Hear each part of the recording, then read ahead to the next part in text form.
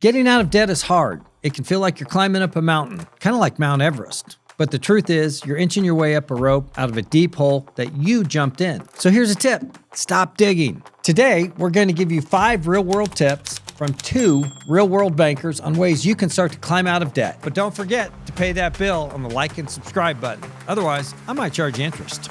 You're listening to Financial Sense, Arizona's financial podcast that gives you insights that you can only get from a friend in the business. Recorded and brought to you by National Bank of Arizona, the bank of the community. Hello, I'm your host, Brent Cannon. I'm the president and director of the community bank here at National Bank of Arizona. Thank you so much for joining us. Today, we have a returning guest, Brennan Wemmer, our branch manager at the Gilbert and Southern branch out in Mesa. Welcome back. It's good to be back, Brent. Yeah. So we are not professional podcasters. We are, in fact, professional bankers. We do try to provide information to folks that they can only get from having a friend in the business. So that's our goal today. Brennan, I have heard that you are really good at financial education and pretty passionate about it.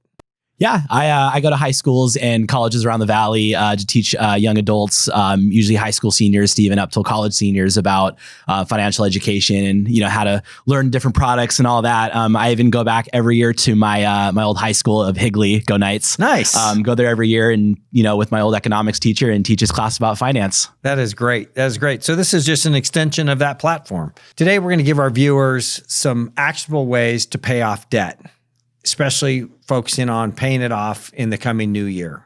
And there's 5 actionable ways that we're really going to dive into. But before we get into those, I would like to know, have you ever been in debt? Yeah, who hasn't? I mean, we've all been in debt. The difference is knowing is that, I think secured, unsecured debt is really the object we're going to be tackling today.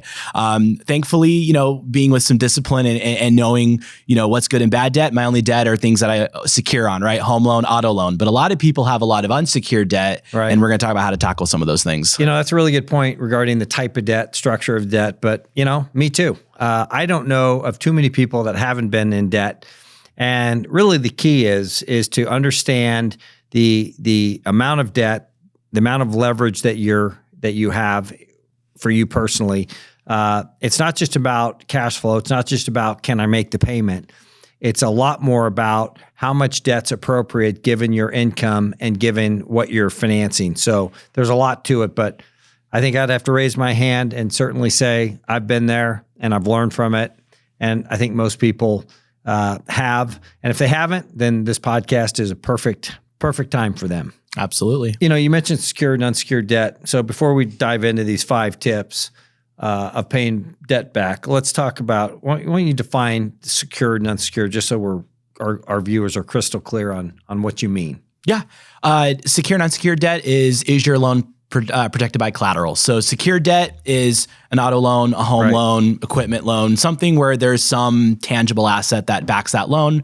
And unsecured debt is like student loan, credit card loans, personal loans, where you owe money and you have nothing that backs that loan. Right. Secured debt, generally good, but with the following clarification, you still have to be cognizant of how much you're spending on, say, a car.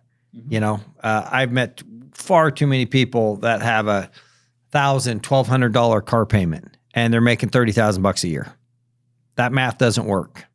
Even if you're living at home in your parents' basement, it doesn't work. So, secured debt's generally better, but you also have to pay attention what's your income levels, and more importantly, how much can the opportunity cost of not taking those extra dollars and putting them in a savings account, either for retirement or for emergency fund. It's important to look at your entire financial picture. Yeah, absolutely. Especially understanding, your debt to income is huge. Right. So let's go ahead and give the viewers the list of the 5 ways to kind of attack paying off debt. And then later we'll get into each one.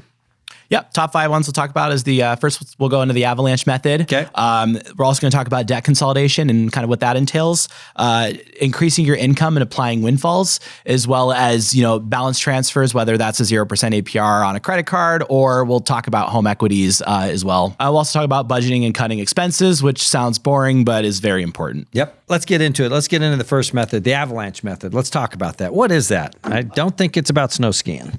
No, it's not. The avalanche method is when you prioritize high interest debt. Of course, we may have more than one debt outstanding, and it's really important to tackle the ones that have the highest interest, because those are the ones that you really need to focus on getting paid off first, because they're going to be the harder ones to pay off. Right. So the avalanche method is paying off the highest interest rate on your debt first. I've also heard of the snowball method, where you pay off the lowest balance. So to kind of build momentum, right? Kind of how a snowball starts small. In any event, the idea here is to have a plan and then stick to the plan. Yep, exactly. Yeah. So let's talk about your second method, debt consolidation.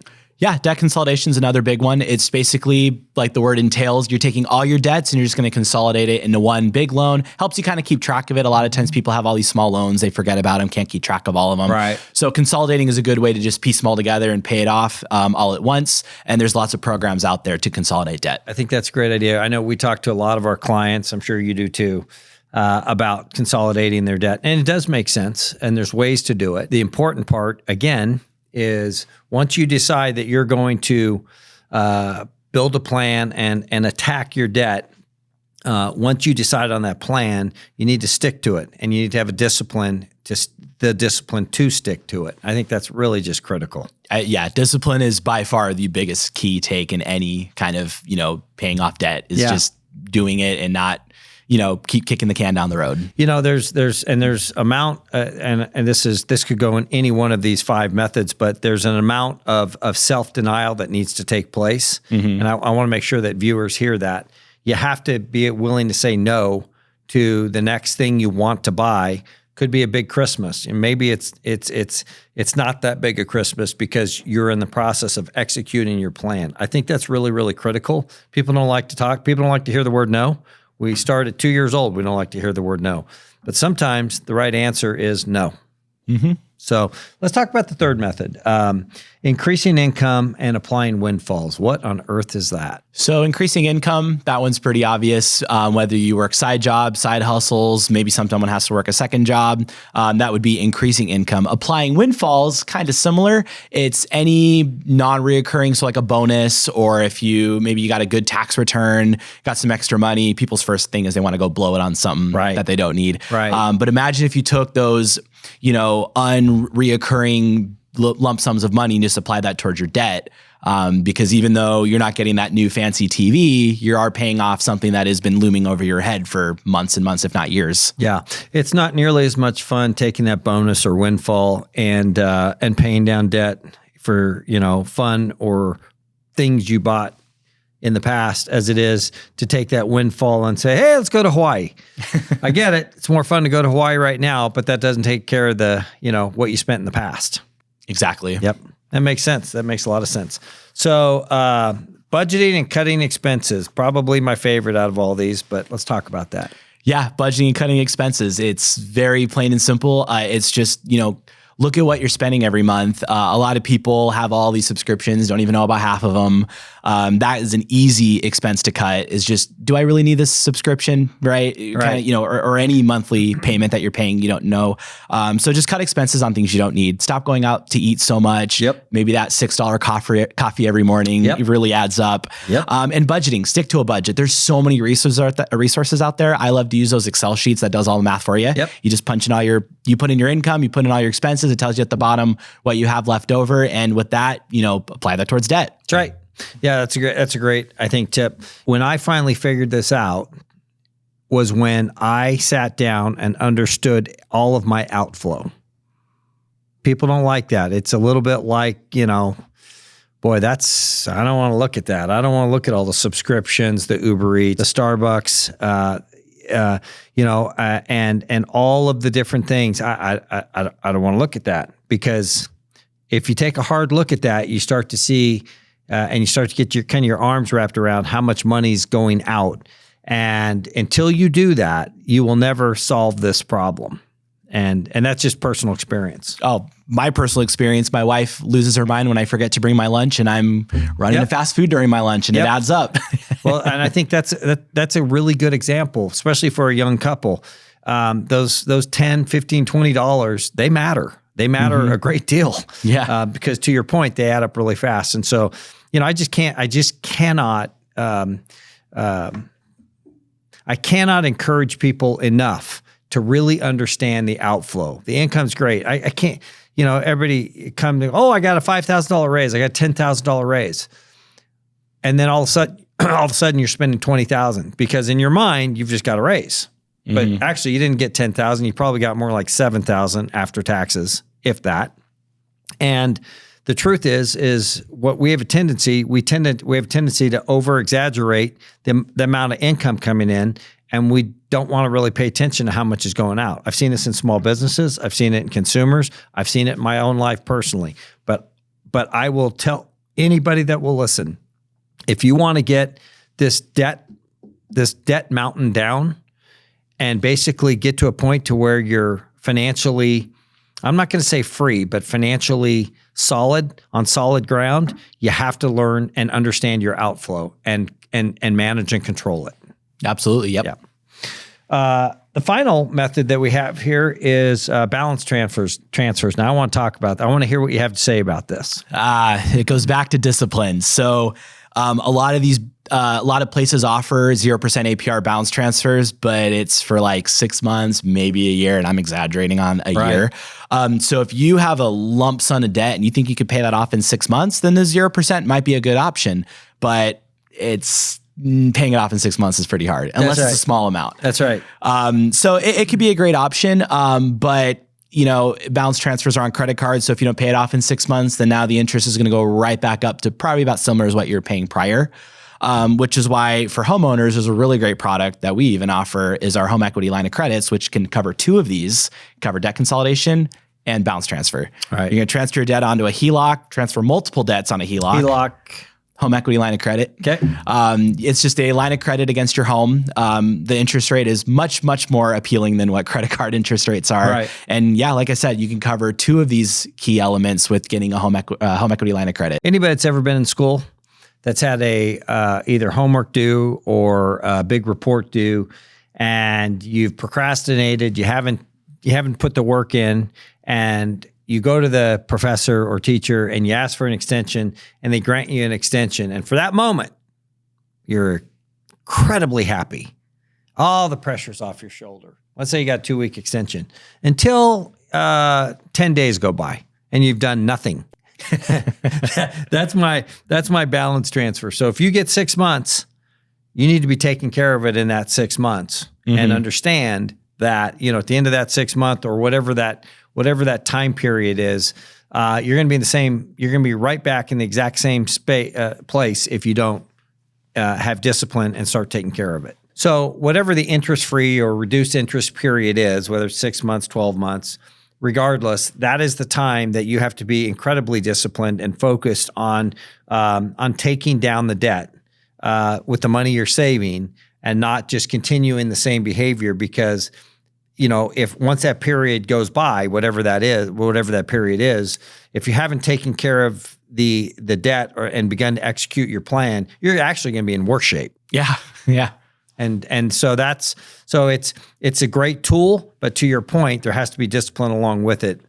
Probably another one of these of the 5 methods to really get your debt paid down. Yeah. Yeah. All right, Brennan, when someone comes in, they have a debt problem. How do you kind of work them through these? What's your thought process? Well, the great thing is with these tips, a lot of them kind of work together. Yeah. Avalanche method can obviously be covered by the debt consolidation. If you just consolidate all in one debt, lower interest rate is kind of what you're going to be fighting for. We'll talk about increased incomes, kind of talk about, what's your debt to income kind of look like, as well as, kind of different options that they're looking for. And one question I always like to ask with debt consolidation or people trying to work on their debt is, do you own a home? Right. Because of course, as much as those 0% balance transfers are great, if someone can do it in that 6 to 12, whatever period, if they're like, oh no, it's a large amount, I really am going to need, some time. I always say, do you own a home? And they're like, well, yeah, I own a home. And I'll be like, how much equity do you have? Because like I said, the interest rate on a home equity line of credit is going to be significantly lower than what a credit card interest rate is. And I can say, hey, well, consolidate all your debt, which takes care of the avalanche method, and we're doing that balance transfer, but on a low interest HELOC. So really, you're using a number of these methods, kind of overlaying them to attack the debt. Exactly. Yeah, it makes sense. Well, Brennan, I want to thank you so much for spending your time coming back and talking about really how people can focus on taking care of their debt. I know that this is one of the most stressful things that adults go through. And you begin learning these hard lessons really in your 20s. You really do. When you become independent, you kind of get away from, your mom, your dad, and all of a sudden it's on you. And I think you bring an incredible perspective. It's so important for people to, most of us have gone through and made some of these mistakes. So these 5 methods, avalanche method, debt consolidation, increasing income and applying windfall, budget and cutting expenses, and balance transfers are all great methods, probably overlay one another. But the important thing is to figure out that plan and then execute and have the discipline to stick to it. So Brennan, thank you so much for sharing your perspective. Thank you, Brent. Yeah, if anyone's wanting to look this year, if your New Year's resolution is to pay off debt, come see me or come see your banker at NBAZ and we'll get you squared away. Thanks so much for joining us today. Do me a big favor and hit the like and subscribe button and check us out on your favorite podcasting platform.